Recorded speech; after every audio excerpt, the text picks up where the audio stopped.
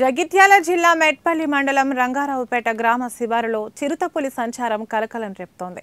నిన్న సాయంత్రం చిరుత పాదాల అడుగులను స్థానికులు గుర్తించారు. వెంటనే అటవీశాఖ అధికారులకు సమాచారం అందించారు.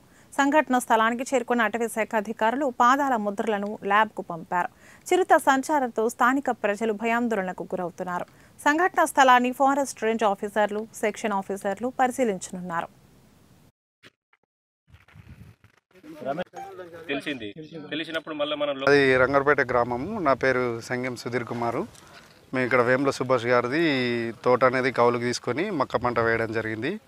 దాని కావలి కోసం 2 కుక్కలను పెంచుకోవడం జరిగింది. పెంచుకొని ఇక్కడ కట్టేయడం జరిగింది.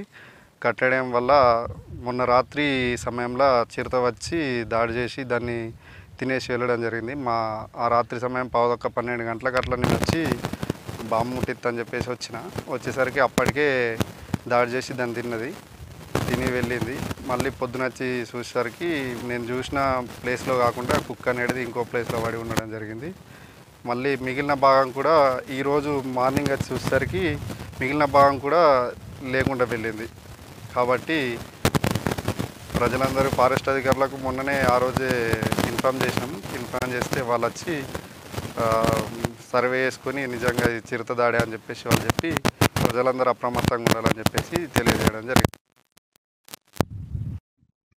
నమస్కారం, నా పేరు Padmarao, incharge forest range officer Metpally.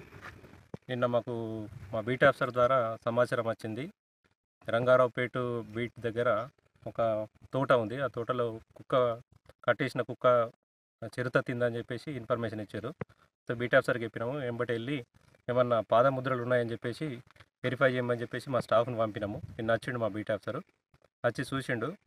అది ఇక్కడ ప్రజెంట్ ఏంటంటే కొద్దిగా గడ్డితోటి కూడుకున్న ఉన్నది, క్లియర్గా ఏర్పడతలేదు పాదముద్రలు.